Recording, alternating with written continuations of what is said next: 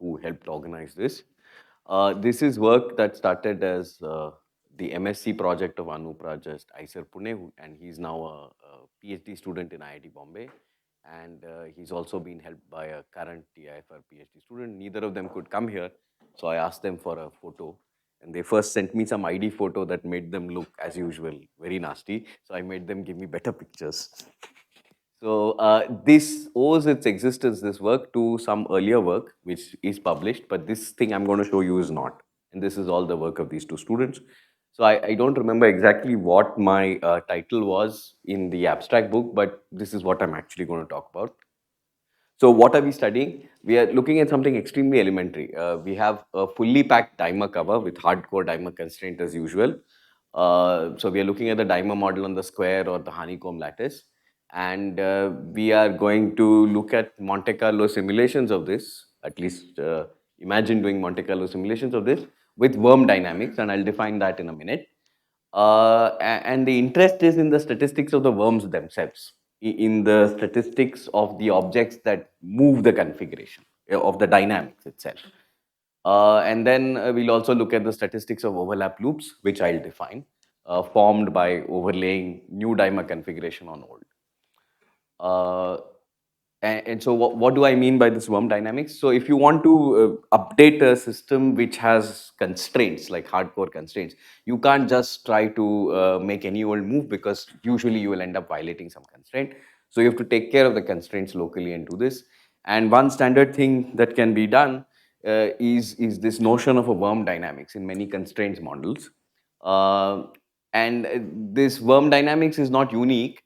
uh, it has to satisfy detailed balance, but there's many ways to satisfy detailed balance, and each one of them is a distinct algorithm and will have different dynamics in detail. So what am I talking about? So here's an example. So this is a dimer model on a square lattice. It's a fully packed configuration of dimers. Every site is touched by exactly one dimer. I want to update this. So I randomly pick a site, and that I'm calling my first overlap site. I walk along the dimer that's touching it to its other end. That becomes my first pivot. Now, with some probabilities, I rotate the dimer about that pivot. Let's say I rotate it so that it's now here. Now, this becomes the new overlap site. I walk along the new dimer. This is the new pivot site. It rotates with some detailed balance conditions with some rates to a new position. There's a new overlap site. I walk there. That's the new pivot. And this keeps happening until the worm. So you imagine that there's this worm whose head is moving, the tail is fixed.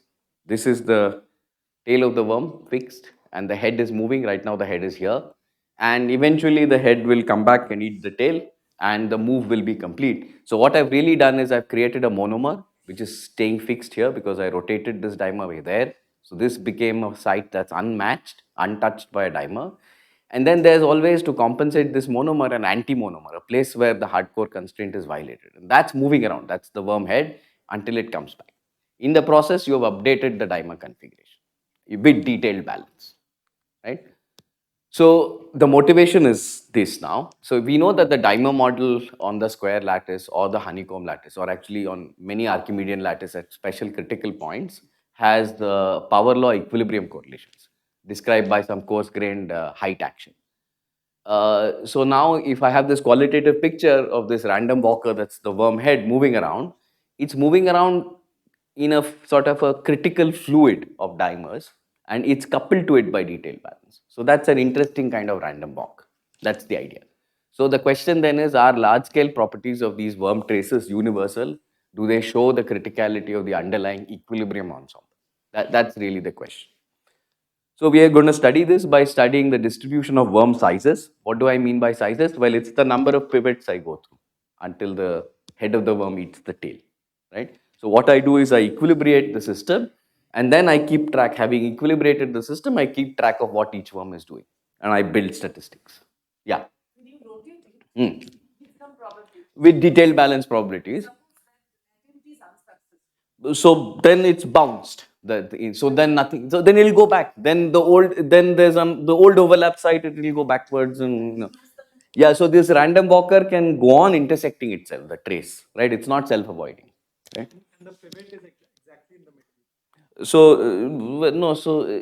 the pivot keeps moving around. The pivot site is so this is the pivot site, then that's the pivot. Sorry, this is the overlap. This is the first pivot. That's the second pivot. Now this becomes the third pivot, and so on. So you see the overlap. The place where you violated the hardcore diamond constraint moves around with detailed balance. As it moves around, it modifies the background dimer configuration. Eventually, it comes back and the anti-monomer and the monomer meet. You have healed the two defects and you've got a new dimer configuration.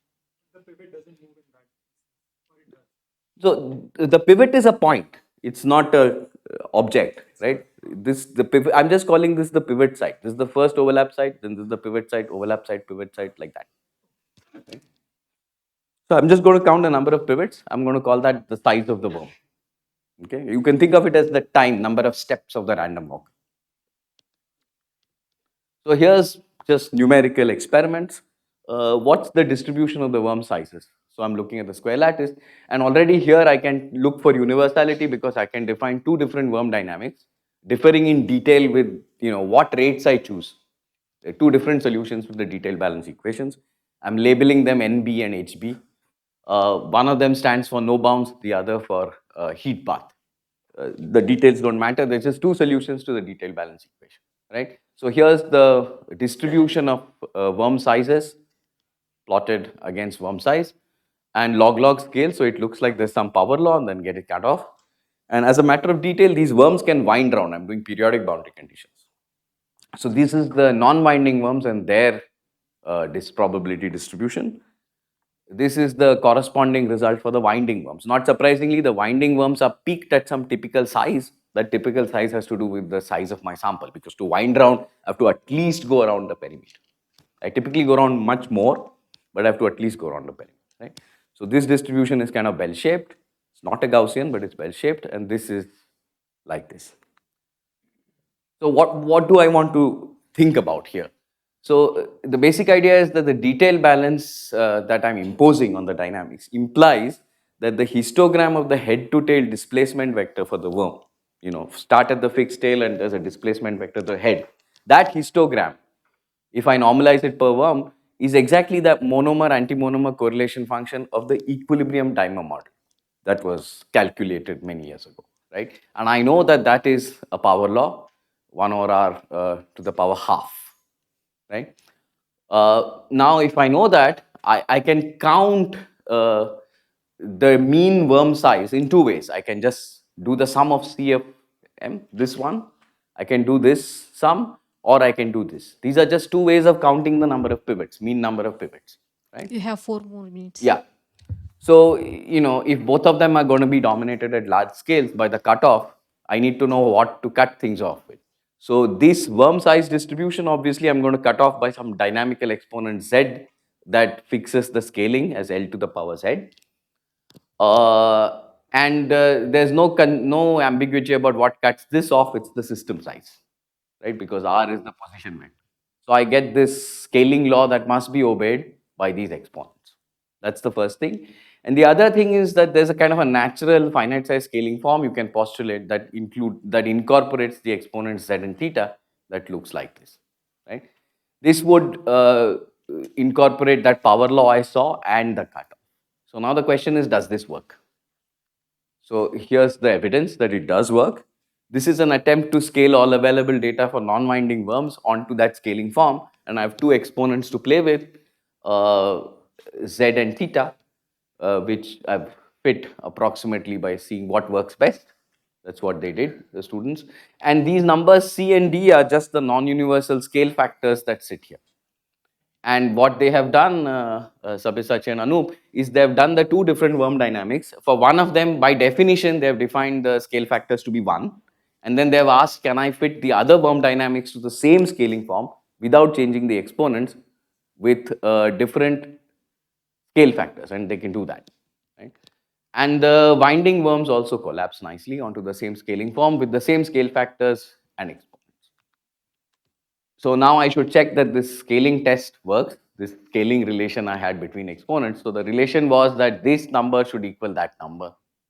And well, within the uncertainties of estimation of theta and z, it works.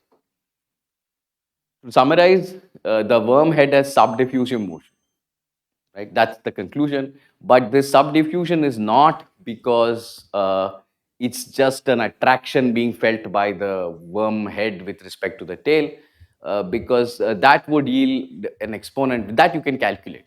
Random walker in a central log potential you can calculate. You would have got a theta exponent of 0.25. Our measured exponent is outside that, within error bars. There's no way you can match that. So the subdiffusion cannot be explained just in terms of static attractive potentials. It's actually got to do with the power law spatial correlations of the background dimer fluid, which translates to the power law history dependence of the random walk. So it's an example of fractional Brownian motion. That's the basic conclusion. And let me stop there. Thank you. Any questions? I take a typical worm and Yeah. I count the number of pivot sites Yeah. that it sees. Yeah. How does it scale with the system size? Yeah. So this is the distribution of pivot sites. The number of pivot sites. Right. So LW, by length of the worm, I mean number of pivot sites. Okay. This is exactly that quantity. So it obeys this scaling form. Okay. Right. So it's a power law cut off by the scale L to the Z. So that's the same as the return time distribution, right? Exactly. That's why I'm calling it the persistence exponent. So in random walk language, this is the number of pivots is the time steps, right? It's the return time distribution.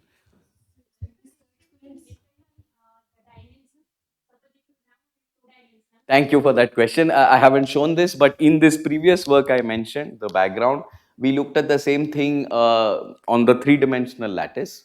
And there the random walker, the worm head, is just doing Brownian motion. No fractional business. Not at all. And we can kind of understand that because you see the power law correlations in the 3D dimer model are decaying very fast.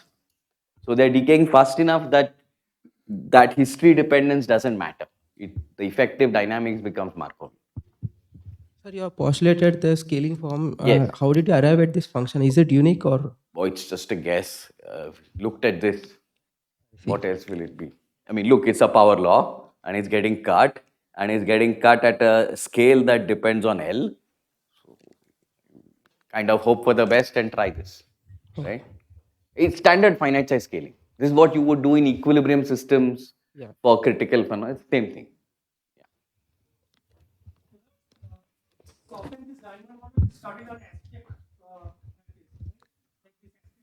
Aztec tilings, yes. Right. So you impose some interesting boundary conditions and then ask what happens, right? Is that what you're saying? Yeah, there's these beautiful patterns. Yes. Yes. Yes. So if you have constrained boundaries, sure. Sure. That's true. So we haven't explored that. That's an interesting point. Yeah. Hi. Hi. What would happen if you have defects here? Have you studied that? You mean density of monomers? No. If you No, because you see what I'm talking about is a pair of defects. This is the monomer, and what I'm calling the worm tail is the monomer. It's sitting fixed at whichever random site I started with. And what I'm calling the worm head is the anti-monomer defect. And that's the one that's doing this fractional. No, I was thinking about the square lattice. The lattice. Yes. If you make defects so there. Ritesh Bhola has unpublished results on this. Okay. Yeah. And what happens is What happens to these results? Yeah, so what happens is there seem to be regions of space, regions of the lattice where the worm kind of gets trapped and keeps rattling around. So there's some fat tail that is just got to do with being trapped. So there's some distribution of traps that get created, and we haven't fully sorted that out. Thank you. I'll talk about it with you. If no more questions are there, let's thank the speaker. Thank you. And,